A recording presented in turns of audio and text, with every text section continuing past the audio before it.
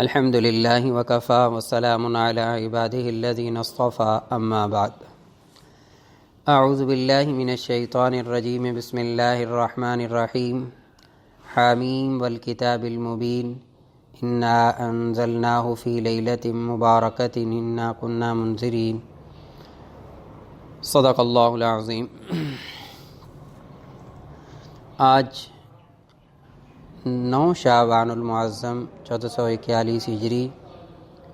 3 April 2020 جمعہ کا دن ہے۔ پوری دنیا کے اندر ایک وبا کرونا وائرس پھیل چکا ہے۔ اللہ رب العزت جلد از جلد اس وبا سے ہمیں نجات عطا فرمائے اور جتنے مریض ہیں اللہ تعالیٰ ان کو صحت نصیب فرمائے، اور آگے مزید اللہ رب العزت ہم سب کو ناگہانی آفات سے، بیماریوں سے، مصائب سے ہم سب کی حفاظت فرمائے۔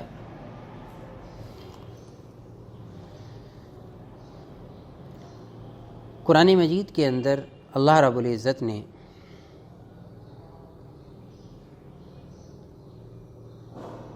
چند چیزیں جو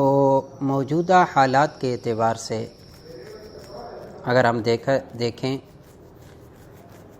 تو اللہ تعالیٰ نے بڑی وضاحت کے ساتھ پہلی امتوں کا ذکر فرمایا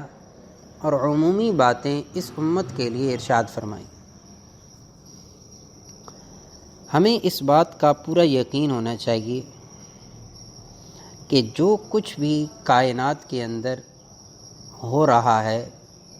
وہ اللہ کی مرضی سے ہے، اللہ کے علم میں ہے، اللہ کی قدرت میں ہے۔ کوئی چیز اللہ کے علم کے بغیر اس کائنات میں نہیں ہو رہی، اور کوئی چیز ایسی نہیں ہے جس پر اللہ کی قدرت نہ ہو۔ ہر چیز کا علم اللہ کے پاس ہے اور پوری قدرت کے ساتھ ہے، لہذا جتنی مصیبت آ رہی ہے اللہ نے ہمیں یہ بھی بتلایا کہ میں یہ مصیبت کیوں بھیجتا ہوں۔ نمبر 2، میں بھیجتا ہوں اس مصیبت کو تو دور بھی میں کرتا ہوں اس کو، یہ بھی ہمیں اللہ نے قرآن مجید میں بتلایا۔ نمبر 3، مصیبت آئے اور اس کے بعد انسان ناشکری میں،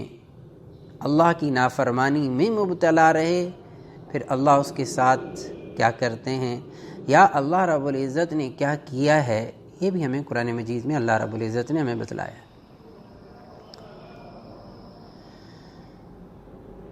اللہ مصیبت کو، مصائب کو دنیا میں بھیجتے ہیں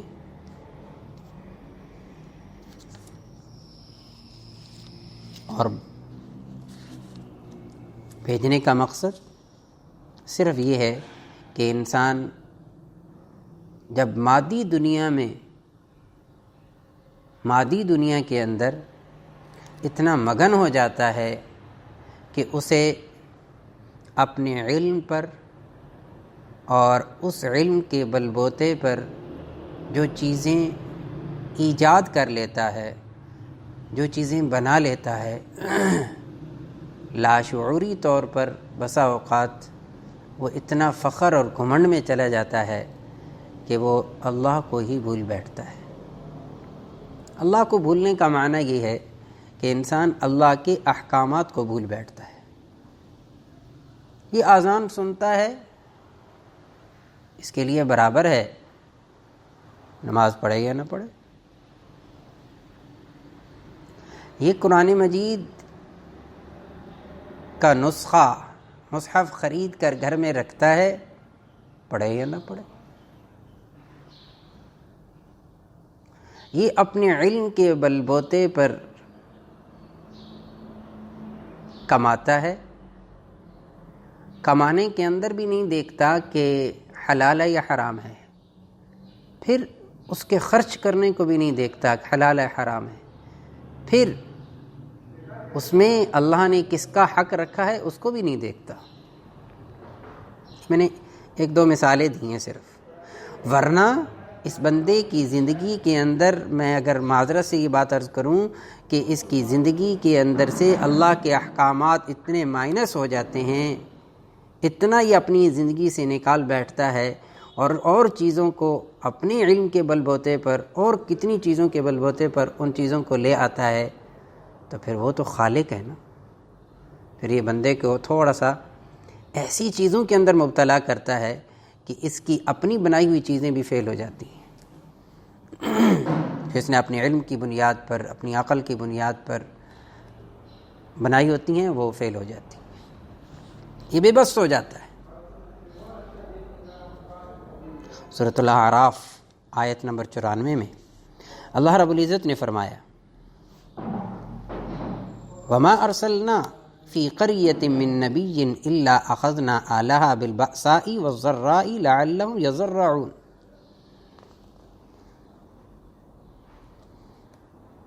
کہ جب بھی اللہ رب العزت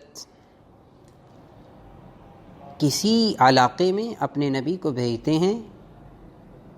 اور اس کے رہنے والوں کو بدحالی اور تکلیفوں میں جب گرفتار کرتے ہیں تو مقصد کیا ہوتا ہے؟ لعلہم یضرعون،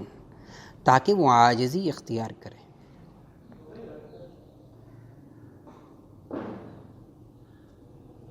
اور ثم بدلنا مکان السیئۃ الحسنۃ، پھر جب ہم ان کی اس حالت کو بدلتے ہیں، یعنی تکلیف سے راحت کی طرف آتے ہیں، مصیبتیں دور ہو جاتی ہیں، کات سالی ختم ہو جاتی ہے، تنگ دستی ختم ہو جاتی ہے، تو پھر کیا ہے؟ کیا کہتے ہیں؟ قد مس آباءنا الضراء والسراء، کہتے ہیں کہ یہ تو تکلیفیں ہمارے پہلوں پر بھی آئی تھیں، باپ دادا پر بھی آئی تھیں، کوئی نئی چیز نہیں ہے۔ بجائے اس کے کہ اب اللہ کی مانتے نہیں، اس تکلیف کی نسبت آنے کی بھی یہ اور طرف کرتے ہیں، اور اس تکلیف کو جب اللہ دور کر دیتے ہیں تو پھر اس تکلیف دور جو ہو چکی ہوتی ہے اس کو بھی کسی اور طرف کا رخ کر دیتے ہیں۔ تو پھر اللہ کیا فرماتے ہیں؟ فَأَخَذْنَاهُمْ بَغْتَةً، پھر ہم ان کو اچانک پکڑتے ہیں، پھر اللہ موقع نہیں دیتے، وَهُمْ لَا يَشْعُرُونَ، پھر اللہ موقع نہیں دیتے،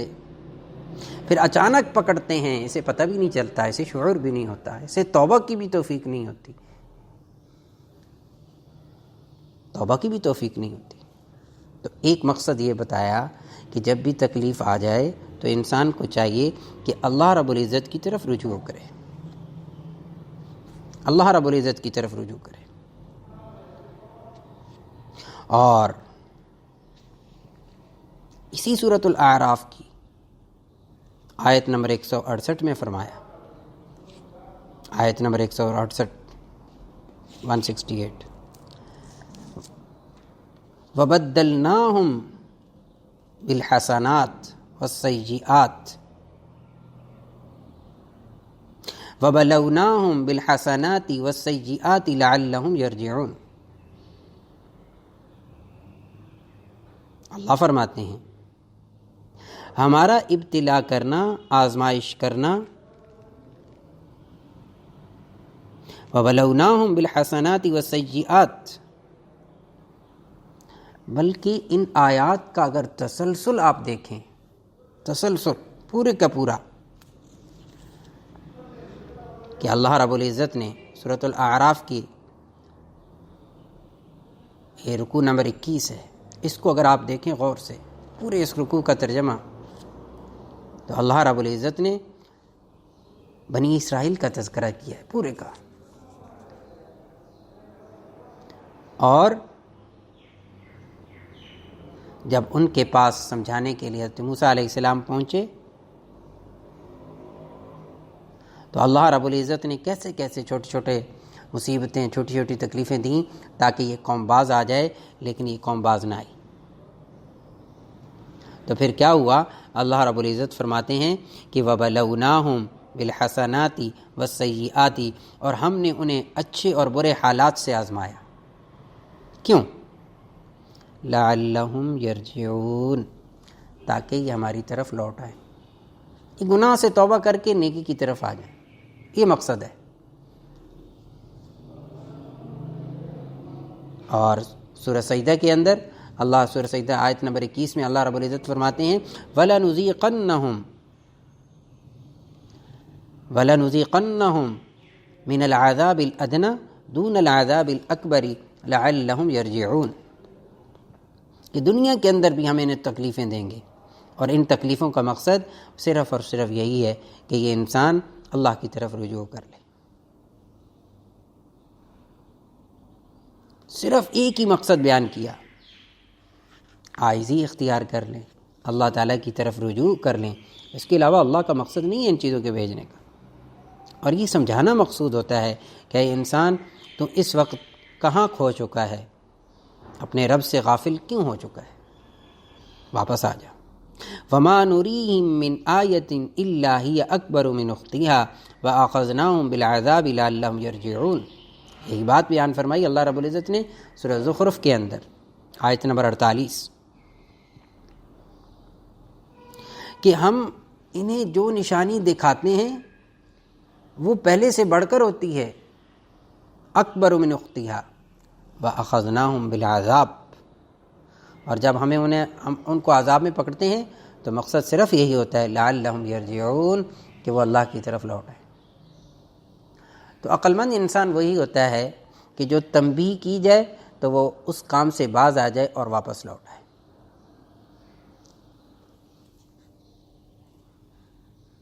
حضرت یونس علیہ السلام، اللہ کے برگزیدہ پیغمبر،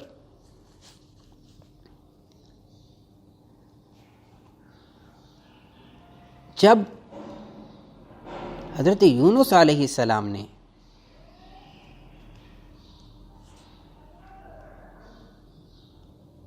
اللہ رب العزت سے دعا کی جب وہ مچھلی کے پیٹ میں تھے، وَظَنُّونِ إِذْ ذَهَبَ مُغَاضِبًا فَظَنَّ أَن لَّن نَّقْدِرَ عَلَيْهِ فَنَادَىٰ فِي الظُّلُمَاتِ. اللہ رب العزت نے حضرت یونس علیہ السلام کی قصے کے اندر ہمیں بہت بڑا سبق سکھلا دیا کہ دیکھو نبی جو میرا برگزیدہ بندہ ہے، جب میں نے اس کے اوپر آزمائش ڈالی، جب ان کو ابتلا میں کیا، تو انہوں نے اس ابتلا میں کیا کیا؟ جب ان پر ابتلا آئی، اس ابتلا کے اندر حضرت یونس علیہ السلام کس کو پکار رہے؟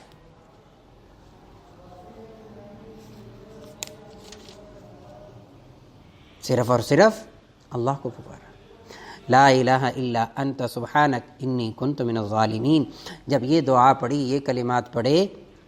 سورۃ الانبیاء کی آیت نمبر 87 میں، لا الہ الا انت سبحانک انی کنت من الظالمین فاستجبنا لہ، تو ہم نے ان کی دعا کو قبول کر لیا. ونجیناہ، ہم نے نجات دی اس مصیبت سے. ونجیناہ من الغم، اور وَكَذَلِكَ نُنْجِي الْمُؤْمِنِينَ، اور اسی طرح ہم نجات دیتے رہتے ہیں کن کو؟ ایمان والوں کو. تو بھیجنے والا بیماری، بھیجنے والی مصیبت کو بھیجنے والا اللہ، دور کرنے والا بھی اللہ. اور حضرت ایوب علیہ السلام کو جب تکلیف پہنچی، بیماری آئی، ایوب اذ نادى ربہ انی مسنی الضر وانت ارحم الراحمین، حضرت ایوب علیہ السلام نے کہا، اے اللہ، اے میرے پروردگار، انی مسنی الضر، یہ مجھے تکلیف پہنچی ہے، انت ارحم الراحمین، تو سارے رحم کرنے والوں میں سے بڑھ کر رحم کرنے والا ہے. تو پھر اللہ کیا فرماتے ہیں؟ فاستجبنا لہ، ہم نے حضرت یونس علیہ السلام کی، حضرت ایوب علیہ السلام کی دعا کو قبول کیا. فکشفنا ما بہ من ضر، جو تکلیف ہم نے ان کو پہنچائی تھی اس تکلیف سے ہم نے ان کو دور کر دیا. جو تکلیف پہنچی تھی اس تکلیف کو ہم نے دور کر دیا. فکشفنا، فکشفنا ما بہ من ضر وآتیناہ اہلہ ومثلہم معہم، جب مصیبت کے بعد اللہ کی طرف رجوع کیا تو اللہ رب العزت نے اس رجوع کو قبول بھی کیا، اس مصیبت سے نجات بھی دی، اور کیا کیا؟ وَمِثْلَهُمْ مَعَهُمْ رَحْمَةً مِّنْ عِنْدِنَا، اور اللہ نے پہلے سے زیادہ بہتر چیزیں ان کو عطا فرمائیں، پہلے سے بہتر چیزیں عطا فرمائیں۔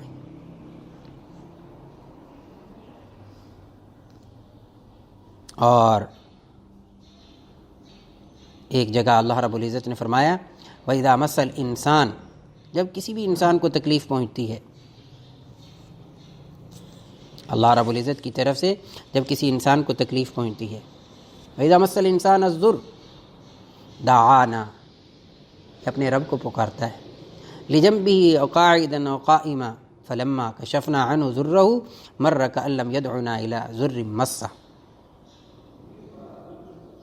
یہاں بھی یہی بتلایا جا رہا ہے، جب انسان پر کوئی مصیبت آتی ہے، تکلیف آتی ہے، تو اسے معلوم ہوتا ہے کہ سوائے رب کے کوئی بھی نہیں ہے جو میری اس تکلیف کو دور کر دے، اور باوجود اس کے کہ آج اتنا جدید سے جدید چیزیں آ چکی ہیں، اب بھی یہ سٹیج آ جاتی ہے کہ جی اب اللہ ہی ہیں جو کرم فرما دیں۔ یعنی اللہ نے جو ہمیں علم دیا تھا، اس علم کے بل بوتے پر ہم نے تو سب کچھ کر لیا، سب مشینیں فیل ہو چکی ہیں، اب کیا ہے؟ اب اللہ ہی ہیں جو اس کو دور کریں گے۔ اللہ خود فرماتے ہیں فلما کشفنا عنہ، لیکن جب اس حضرت انسان سے ہم اس تکلیف کو دور کر دیتے ہیں جو اسے پہنچتی ہوتی ہے، تو کأن لم یدعنا الی ضر مسا، تو یہ ایسا ہو جاتا ہے کبھی اس نے تکلیف میں ہمیں پکارا ہی نہیں تھا، ہمارے اوپر سے تو بیماری ٹلی ہی نہیں ہے، مصیبت ٹلی ہی نہیں ہے ابھی تک، لیکن اس کے باوجود کتنے کتنے گناہ اب بھی ایسے علانیہ طور پہ کیے جا رہے ہیں، ابھی بھی ہمیں سمجھ میں نہیں آ رہی یہ بات۔ وَإِن يَمْسَسْكَ اللَّهُ بِضُرٍّ فَلَا كَاشِفَ لَهُ إِلَّا هُوَ، کون ہے جو اللہ رب العزت کے علاوہ تمہاری اس تکلیف کو دور کر دے؟ کوئی بھی نہیں ہے۔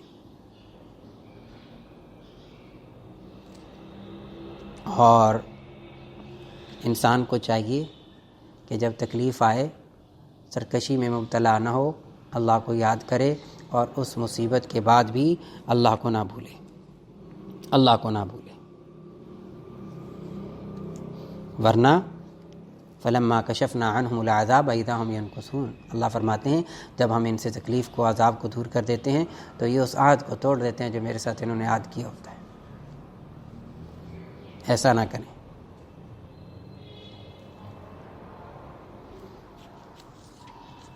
اور یہاں تک ہوتا ہے کہ اللہ فرماتے ہیں ربنا اکشف عنا العذاب انا مؤمنون۔ موسیٰ علیہ السلام کی قوم نے تو یہاں تک کہا کہ اے اللہ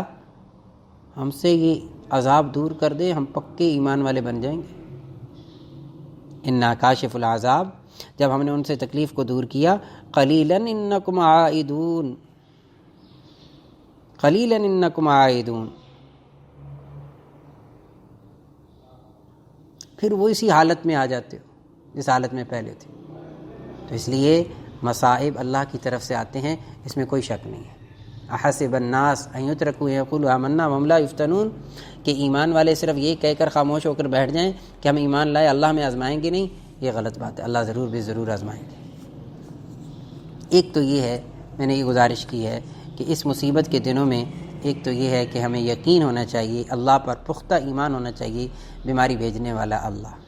نمبر دوسرا، ہمیں یہ یقین ہونا چاہیے کہ اس بیماری سے اگر ہم اللہ کی طرف رجوع کر لیں گے تو پھر اللہ رب العزت ہمیں اس دنیا میں بھی اجر عطا فرمائیں گے اور آخرت میں بھی اجر عطا فرمائیں گے۔ نمبر 3، اللہ رب العزت کی وعید بڑی سخت ہے کہ انسان پر عذاب، اللہ مصیبت بھیجے اور یہ مصیبت میں سرکشی اختیار کرے اور اللہ کی طرف رجوع نہ کرے۔ آخری بات آج کی نشست میں یہ عرض کرنی ہے کہ آج جیسے میں نے عرض کیا کہ 9 تاریخ ہے شعبان کی، اور 15 شعبان کا جو دن ہے اور اس سے پہلے کی جو رات ہے 14 اور 15 کے درمیان کی، اسے شب براءت کہتے ہیں۔ اس کے بہت سارے نام احادیث میں ہیں، اسے لیلۃ الرحمہ بھی کہا گیا، رحمت کی رات، برکت والی رات، لیلۃ الصک دستاویزات والی رات، یعنی اس وقت میں سب کے اعمال نامے لکھے جاتے ہیں جو آئندہ سال کے لیے ہونا ہوتا ہے۔ لیلۃ البراءت بری ہونے والی رات بھی کہا جاتا ہے۔ تو خود ام المومنین سیدہ عائشہ صدیقہ رضی اللہ تعالی عنہا کی روایت ہے کہ آپ فرماتی ہیں کہ رسول اللہ صلی اللہ علیہ وسلم نے فرمایا کہ ان اللہ تعالی ینزل لیلۃ النصف من شعبان الی السماء الدنیا، کہ نبی علیہ السلام نے فرمایا کہ جب یہ 15ویں رات آتی ہے، شب برات کی رات ہوتی ہے، تو اللہ رب العزت آسمان دنیا پر تشریف لاتے ہیں اور فیغفر لاکثر من عدد شعر غنم کلب، اور قبیلہ بنو کلب کی بکریوں کے بالوں کے بقدر اللہ بلکہ اس سے بھی زیادہ اللہ رب العزت لوگوں کی مغفرت فرماتے ہیں۔ تو ایک تو یہ ہے کہ اس رات کے اندر خوب کوشش کی جائے کہ نوافل ادا کیے جائیں، اس بات کی خوب کوشش ہو۔ اور دوسرا ایک عمل جو سیدنا علی المرتضیٰ رضی اللہ تعالیٰ عنہ کی روایت سے ہمیں ملتا ہے کہ آپ نے فرمایا اذا کان لیلۃ النصف من شعبان، جب 15ویں شعبان کی رات ہو، فقوموا لیلہا، تو تم رات میں عبادت کرو، قیام کرو، وصوموا یومہا، اور اس کے دن کا روزہ رکھو۔ پھر آپ نے فرمایا کہ ان اللہ تعالی ینزل فیہا لغروب الشمس الی السماء الدنیا، کہ اللہ رب العزت اس رات میں